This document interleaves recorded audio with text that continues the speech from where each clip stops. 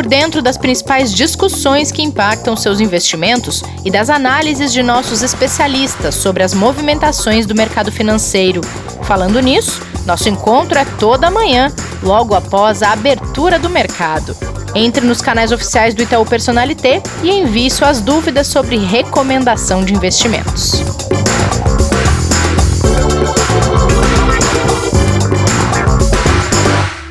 Olá, bem-vindas e bem-vindos ao Investidor em Foco desta quinta-feira, dia 26 de novembro.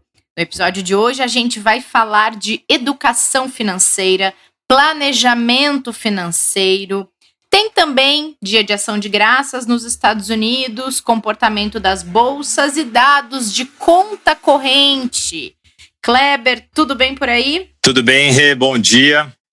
Feriado nos Estados Unidos, né? Mercado como a gente sempre fala, com menor liquidez, né? Quando a gente tem as bolsas fechadas por lá.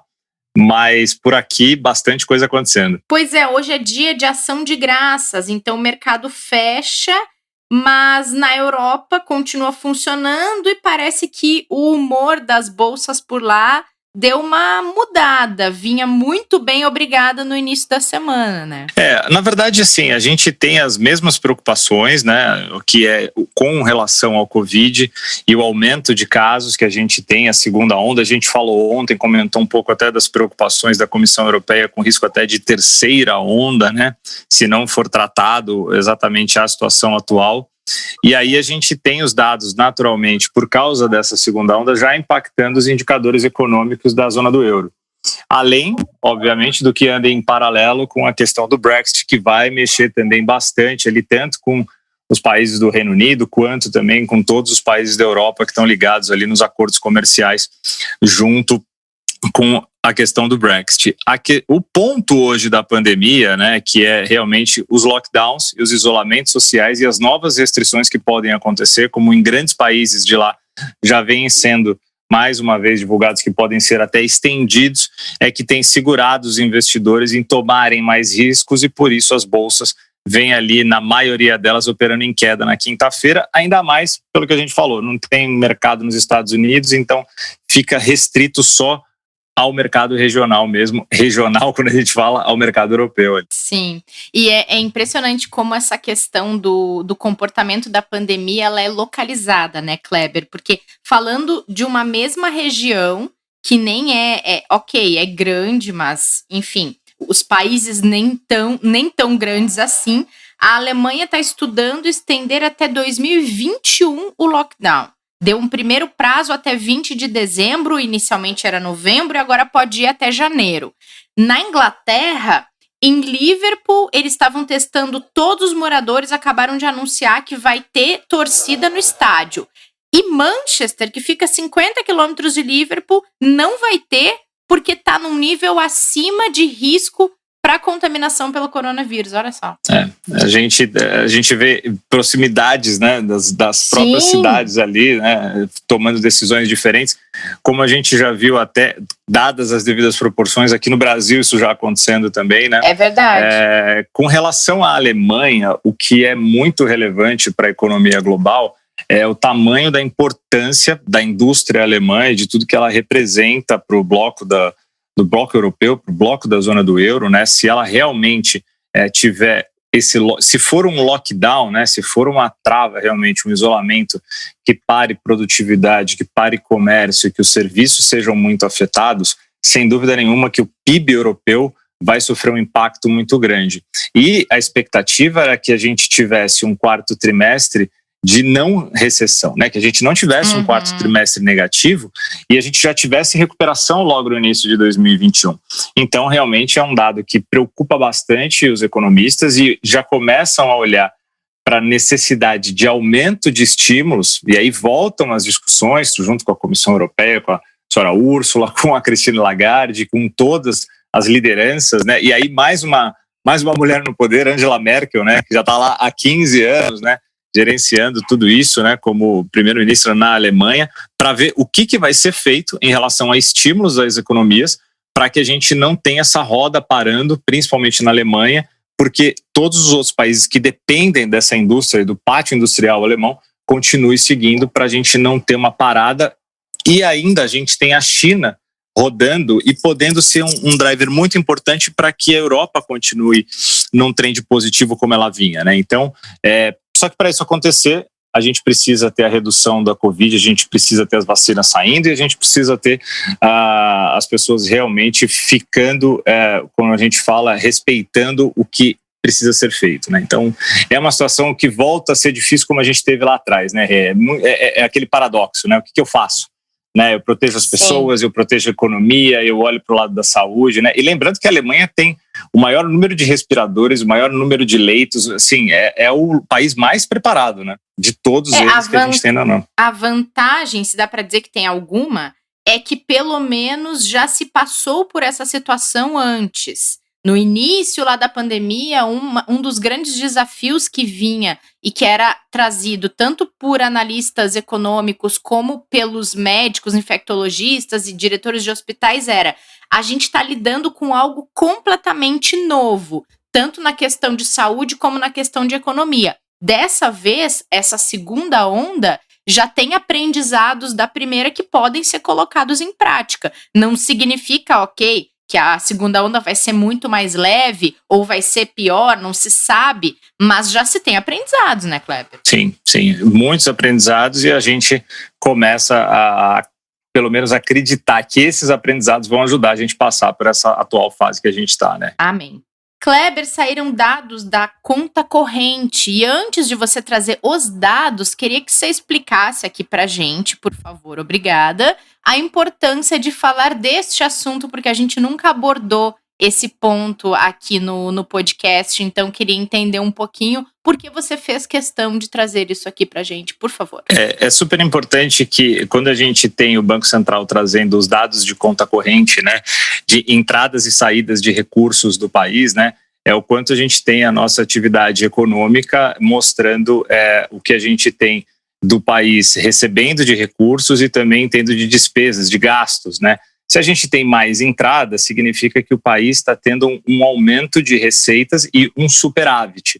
Como uma conta corrente de uma pessoa física que está recebendo mais renda, mais salário do que ela está gastando, né? Se ela começa a ter um déficit muito maior do que receitas, ela começa a ter um problema muito sério, ela começa a se endividar, começa a precisar pegar crédito e a gente já sabe os problemas que acontecem. Para um país é a mesma coisa, né? Quando a gente fala das transações de conta corrente, a gente olha por uma ótica que é sempre assim, o importante é que a gente tenha superávit. Se a gente começa a ter déficit e ele é muito grande, o país pode passar por sérios problemas.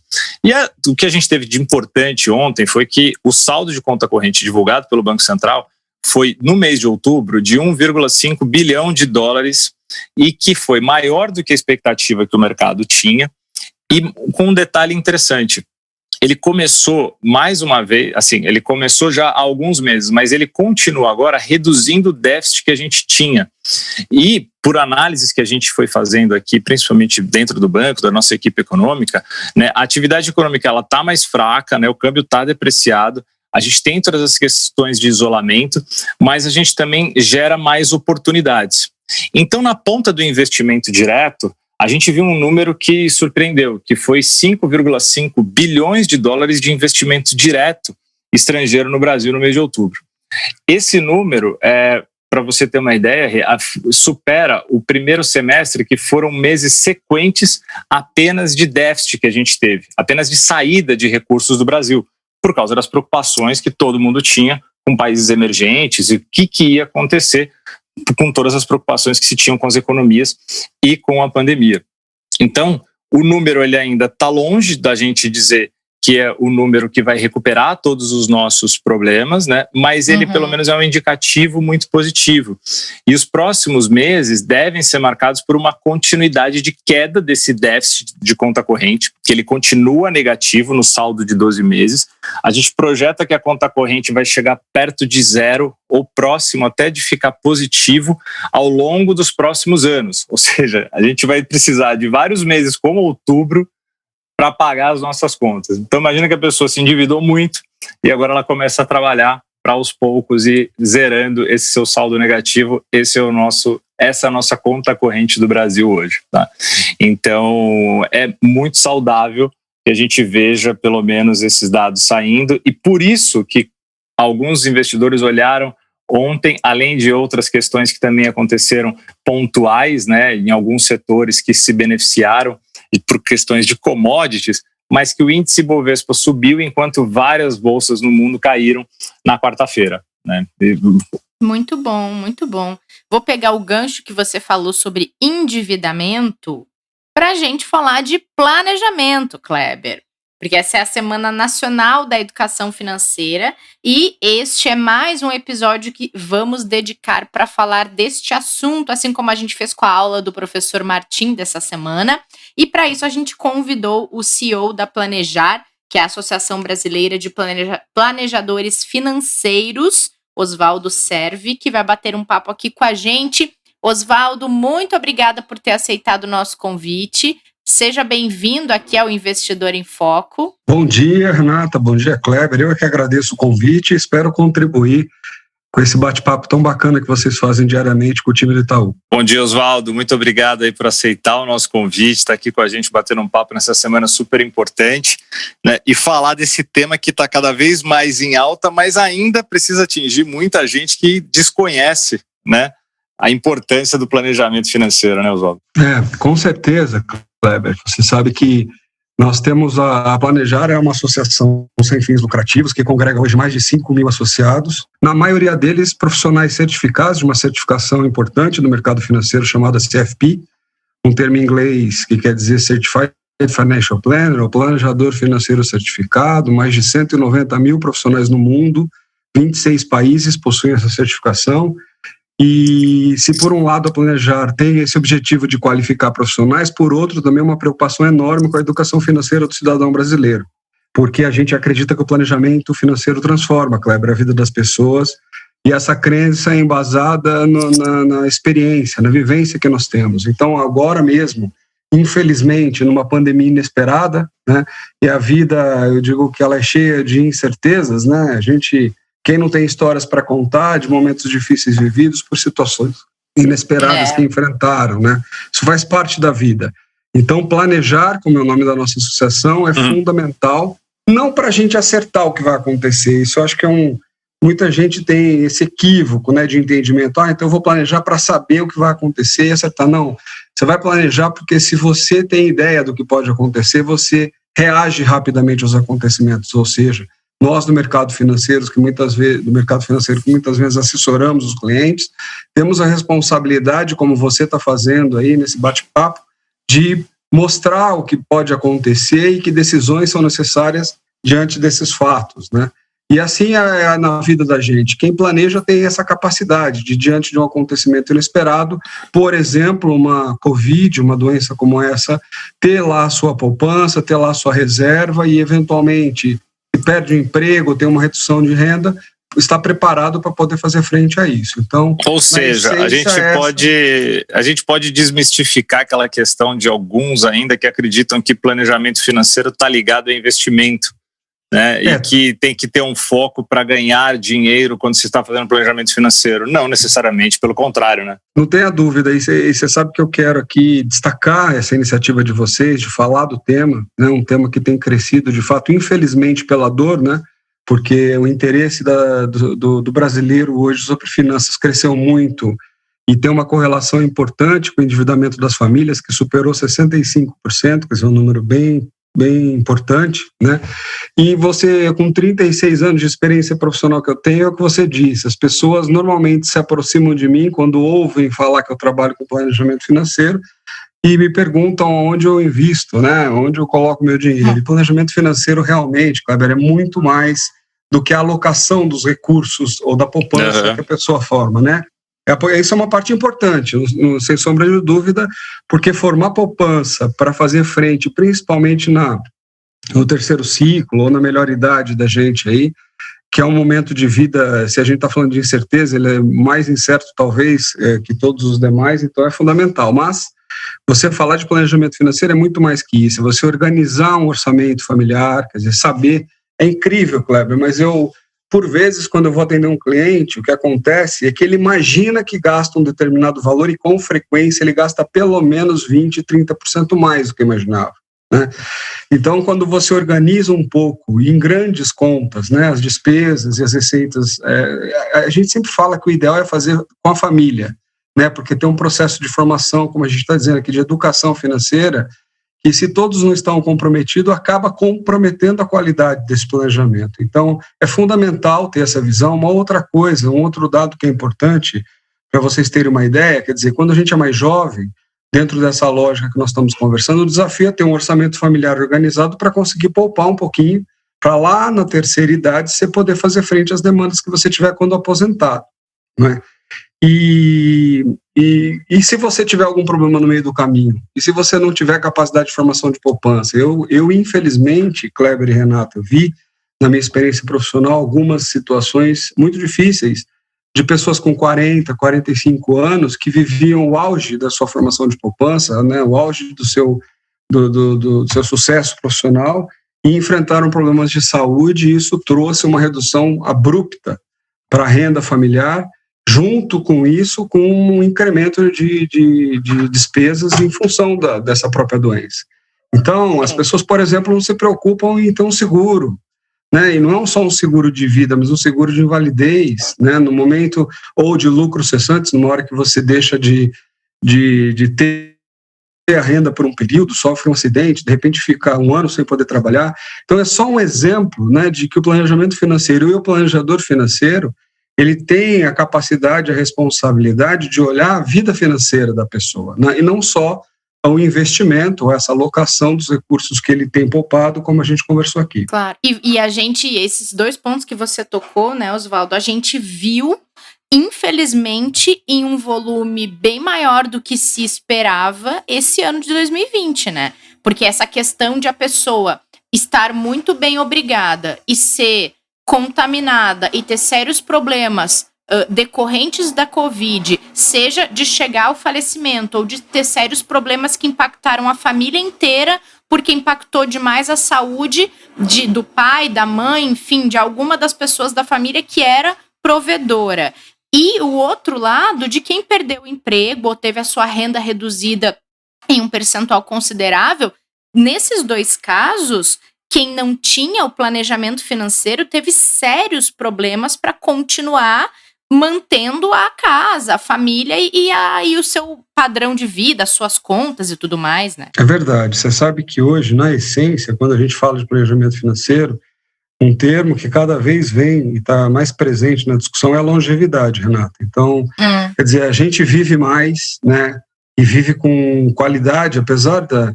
Eu sempre falo que a gente pode olhar o lado mais cheio ou mais vazio do copo, né? Se a gente olhar, quando a gente escuta o Diamonds, por exemplo, que é CEO do Singularity, um cara importante hoje em tecnologia, uma referência quando a gente fala de tendências, né? Ele sempre fala isso, quer dizer, a humanidade nunca viveu tanto e nunca teve tanta tecnologia a serviço dessa qualidade de vida, né? É verdade. Mas, por outro lado, as complexidades, eu falo, se você pegar de 50 anos para cá, a população do mundo triplicou de tamanho. Então, é natural que a demanda e a complexidade desse processo de crescimento populacional também traga um ingrediente aí para apimentar essa conversa. Mas o fato é que a longevidade ou o tempo que estamos vivendo cresce e, com isso, essa conversa que nós estamos tendo, ela ganha uma complexidade ainda maior, né? Então, o que eu quero dizer com isso? Quer dizer, se você desde jovem tem por hábito fazer exercício, não fuma, só bebe socialmente ou não bebe, né, cuida da sua alimentação, enfim, é natural esperar que você vá ter uma qualidade de vida do ponto de vista da sua saúde melhor no futuro. Então, as decisões que nós tomamos hoje, muitas vezes sem perceber, elas trazem impactos importantes lá na frente. Então, uma decisão, por falta de conhecimento, de educação financeira que muitos brasileiros tomam, é de antecipar o consumo, Renata, e não que isso não seja importante. Se você vai adquirir um imóvel ou um carro que, por exemplo, serve para o teu trabalho, isso pode ajudar a incrementar a sua renda, trazer tranquilidade familiar. Então, existem dívidas que são muito importantes para a formação de patrimônio, sobretudo. Contudo, algumas que dizem respeito a antecipar um consumo desnecessário, né, por vezes levou as famílias brasileiras, como a gente está falando aqui, a um endividamento muito alto. E aí você entra num efeito dominó. Quando vem uma doença, uma pandemia como essa, as pessoas não só são pegas, né, de calças curtas, porque não tem uma poupança, mas por vezes ainda são pegas endividadas, né? Então você tem toda a razão que isso é que é importante entender, que a decisão que você toma hoje, associada a uma incerteza que existe, o Kleber, por exemplo, já trouxe alguns pontos aí de preocupação, sobretudo o endividamento público brasileiro, né? E diga-se de passagem, eu tenho 36 anos, como eu falei, de mercado financeiro, Kleber, escuto isso há 36 anos, mas enfim, é sempre uma preocupação, né, do dia a dia da gente, mas é isso, quer dizer, a gente precisa realmente tentar desenvolver no cidadão brasileiro. Só para vocês terem uma ideia, nos Estados Unidos, pelo menos 1 em cada 3 americanos tem alguma assessoria financeira, né? Então, um sinal de que isso realmente faz diferença. Não é à toa que a economia americana tem a pujança que tem, né? Porque quando a gente tem um cidadão decidindo financeiramente melhor, ou seja, sendo mais eficiente nas suas decisões financeiras, a sociedade como um todo ganha eficiência. Esse é um dado importante que a gente nem sempre percebe. A decisão do indivíduo, quando em massa, né, tomada de qualidade, ela traz muita qualidade para a sociedade comum. E isso acabou refletindo muito na procura por profissionais querendo se certificar para poderem fazer também esse trabalho de planejador financeiro, né, Oswaldo, nos últimos tempos. Não tenha dúvida, Cleber. Pra vocês terem uma ideia, hoje eu disse que nós temos pouco mais de 5 mil certificados. Há 3 anos esse número era metade, né? Nossa. A gente tinha, em 2017, nós tínhamos 2.600 certificados e nós tínhamos 2.800 pessoas fazendo exame por ano. Esse ano, infelizmente, nós temos 3 datas de exame. Nós perdemos uma em função de todo o processo da pandemia, mas em 2 datas nós teremos 4.600 pessoas fazendo o exame. Quer dizer, a nossa expectativa era ter pelo menos 6 mil ou mais do que o dobro de profissionais procurando a certificação que tivemos 3 anos atrás. Então, agora, isso é interessante olhar, né? Por que será que acontece isso? É porque, como vocês comentaram há pouco, o cidadão, em função desse endividamento, dessa dor, dessa experiência, Renata, que você citou, ou de ver alguém passando por dificuldade, ou de perder seu emprego e viver alguma dificuldade, vem procurando, de fato, entender melhor sobre finanças, vem procurando essa informação e, naturalmente, isso gera um estímulo para que os profissionais se qualifiquem mais, né? Então, é um processo que eu diria assim, se dá para dizer que uma pandemia deixa um legado positivo sob alguma perspectiva, eu acho que um dos pontos dessa pandemia é essa virtualização, com esse bate-papo que a gente está fazendo aqui digitalmente, né? Que era uma coisa, por vezes, impensável há um tempo atrás, e hoje a gente percebe que as pessoas estão abertas a conversar, enfim, se relacionar digitalmente, o que é muito legal, e, por consequência, o interesse das pessoas também em buscar mais conhecimento financeiro. Agora, você tocou num ponto que eu acho que ele traz uma outra reflexão também, né? Essa procura grande, que é super importante, das pessoas quererem se certificar enquanto planejadores financeiros, seja para o próprio consumo, seja profissionalmente, isso traz um mercado muito promissor, né? Assim como é o mercado para quem trabalha diretamente com investimentos, a gente já tocou nesse assunto aqui em outro episódio. É um mercado promissor, é uma janela enorme para profissionais poderem se encaixar e abre mercado profissional diferente também. E, por outro lado, revela o tamanho da deficiência que a gente tem na educação financeira básica que deveria vir desde a escola, né, Oswaldo? Não tenha dúvida, Renata. Eu acho que uma vitória importante, recente, que nós tivemos é que a partir de 2020, o MEC colocou no currículo básico do ensino fundamental, quer dizer, das crianças, a educação financeira como premissa, né? Claro que 2020 é um ano atípico por tudo que estamos enfrentando, mas certamente em alguns anos a gente vai ter uma mudança importante, até porque as crianças têm um poder de transformação enorme junto à família. Isso não é só em educação financeira, mas elas, tudo aquilo que elas aprendem, né? Eu digo que elas são esponjas, né? E não só em casa, mas na escola, tudo que aprende, elas têm um poder enorme de transformação no ambiente onde elas estão inseridas. Então, a gente acredita que essa decisão vai mudar muita coisa no futuro. Eu só quero citar um exemplo. Eu, por vezes, converso com as pessoas da importância de guardar algum dinheiro, ainda que seja pouco, e repetidamente eu ouço, mas R$200, R$300 por mês, isso o que muda na minha vida? Então, isso é um papo bem legal que a gente teve antes aqui, que é legal você trazer mesmo, Oswaldo. E com frequência eu mostro em segundos, né, para a pessoa, num cálculo bobo, né, numa HP, que R$200 por mês em 30 anos pode significar 15 mil, 20 mil reais poupados, né? Então, o quanto que, para uma criança que começa com a mesadinha dela, aprendendo lá como as escolhas que ela vai fazer, né? Porque eu acho que tem pais que já fazem isso, eu acho fantástico, quer dizer, você dá a criança, empoderar a criança, e no final das contas, planejamento financeiro, educação financeira está muito associado a isso, a empoderar o cidadão e dar autonomia, porque no momento que ele tem essa compreensão, como eu disse, ele melhora a qualidade da decisão que faz. E poder de escolha, né? Exato, a gente vê isso numa criança, quer dizer, quando ela tem uma mesada e ela sabe quanto ela recebe e com frequência ela quer comprar as coisas, ela começa a aprender que tem que escolher, né, que ela não pode ter tudo, então ela começa a ver quanto custa esse, então é um processo interessantíssimo de transformação, por isso que eu disse que elas evolucionam, por quê? Porque uma criança que tem essa formação, diferente de nós adultos já, que temos uma dificuldade maior de assimilar novos hábitos, né? Mas para a criança, essas escolhas com qualidade ou a necessidade de poupar, seja lá quanto for, eu estou contando isso para vocês porque não sei se vocês têm filhos, mas é natural uma criança de 8 anos muitas vezes guardar a poupança, a mesada e não gastar, porque ela tem um objetivo, né? Ela firma um objetivo, eu quero tal coisa, então ela guarda o dinheiro porque ela quer aquilo, ou seja, de uma forma muito intuitiva, ela constrói a essência do que é o planejamento financeiro, que é poder organizar, planejar para atingir os objetivos que quer. Então, é muito interessante.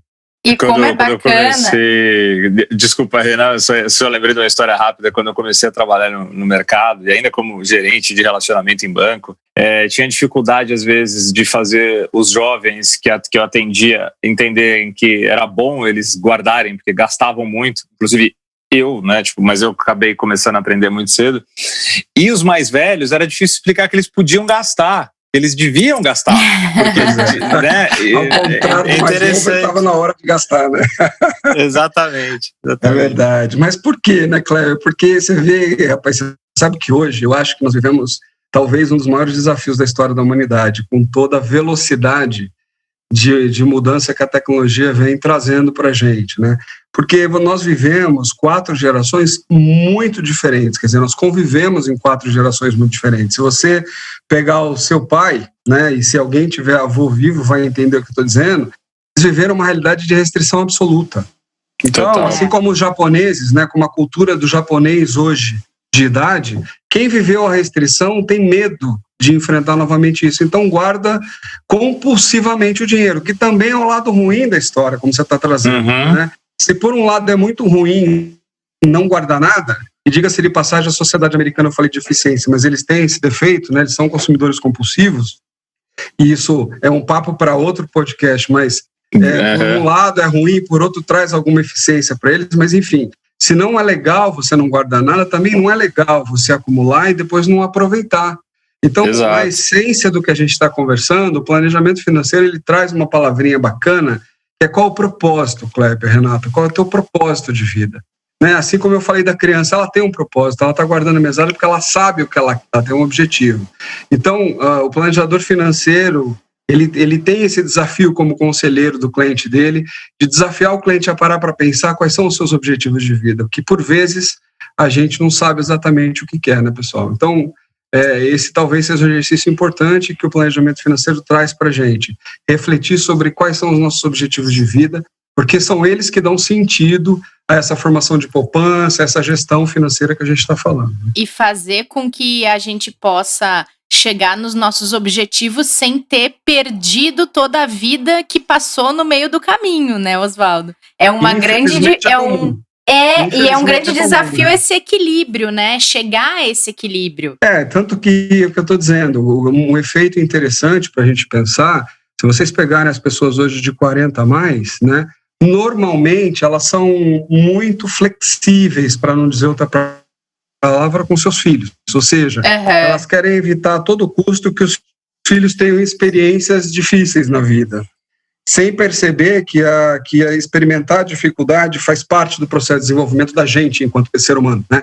Sim. Então, a vida só tem sentido porque ela tem contrastes, e quando a gente não experimenta muito um dos lados, quer dizer, quando se experimenta só o doce e não tem referência do amargo, o doce perde a graça também, né? Então, o que você está dizendo a gente percebe uma juventude, uma geração mais jovem, que a gente até chama dos mimimis, né? Essa geração que tem um olhar para o umbigo muito forte, diferente dos nossos avós, enfim, que tinham uma colaboração mais forte. Então, o perigo é você ser perdulário, né? E, de repente, viver como se o amanhã não existisse.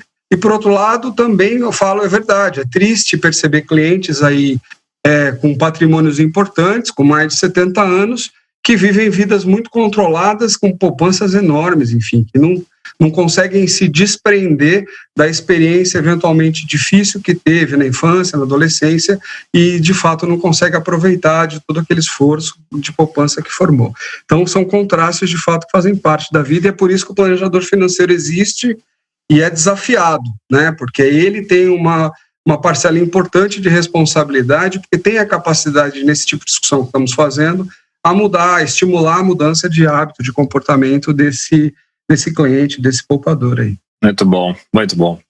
Oswaldo, a gente já vai encaminhando quase para o fim aqui, uma pena por enquanto, porque como você falou, tem assunto para a gente fazer outros episódios aqui, né? Eu fico à disposição de vocês se surgir algum outro desafio. Não, só desse último tema aí tem algumas histórias assim muito legais. Você, como falou, 36 anos, eu fiquei muito tempo atendendo cliente também. Tem clientes que era interessante, tinha clientes que tinha que brigar para poder gastar. Brigar no bom sentido, né? Isso mesmo. Como você falou, né, para a pessoa. Tinha um cliente que tem uma história até engraçada que um dia eu conto aqui, que eu tive que conversar com a família, fazer reunião para convencê-lo a trocar de carro. Isso acontece. Porque ele não queria trocar de carro, de jeito nenhum. O carro dele quebrava toda semana. E era um carro de 30 anos. Você sabe o que é pior, Kleber? É que muitas famílias, de repente, quando falece o detentor do patrimônio, elas enriquecem sem saber o que fazer com o dinheiro e acabam também fazendo muita besteira, porque elas não foram preparadas. Mas tinha um fator emocional, que daí aí vem o grande aprendizado, né?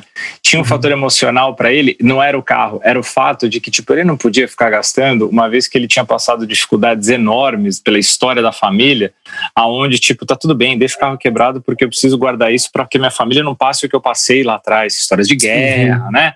Então, então tem questões emocionais que a gente fala muito aqui, o professor já trouxe, a gente já trouxe outras questões, e aí que o planejador entra, né? Eu acho que uma importância muito grande também, porque ele também se prepara para isso em outras frentes, com outros cursos, né? Não só na questão financeira. E aí a gente sabe também que a Planejar tem alguns programas de educação financeira, né? Além de certificar os planejadores. A gente queria que você contasse um pouquinho para a gente. Tá. Bom, só um comentário, viu, Kleber? A gente tem uma área da psicologia que vocês já devem ter trazido aqui, que é a heurística, e que por consequência trouxe o tal do behavior finance, ou comportamento financeiro para finanças na discussão. Eu acho que vale uma dica. O professor sempre fala. Vocês devem. Eu só vou reforçar uma coisa que vocês falam. Claro. Sempre. Em finanças, a emoção normalmente contraria a melhor decisão, né? Então, esse é um dado importante das pessoas refletirem sobre. Mas falando um pouquinho da Planejar, quer dizer, o desafio de fato da associação é cada vez mais encontrar soluções. A gente agora está vivendo a Semana Nacional de Educação Financeira.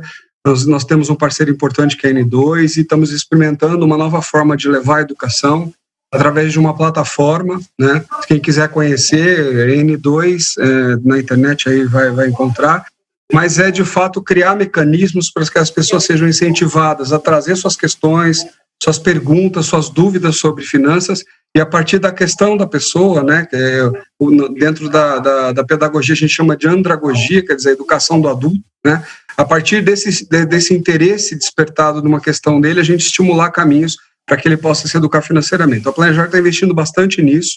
A educação financeira para crianças é um desafio, mas que a gente ainda não entrou, porque exige uma estruturação maior, mas é um sonho também que a gente quer caminhar. E, por outro lado, em termos de certificação de profissionais, nós estamos aí, dia 6 de dezembro, às portas de um novo exame. Temos um recorde absoluto. Até então, dezembro do ano passado, a gente teve 1.900 pessoas fazendo exame.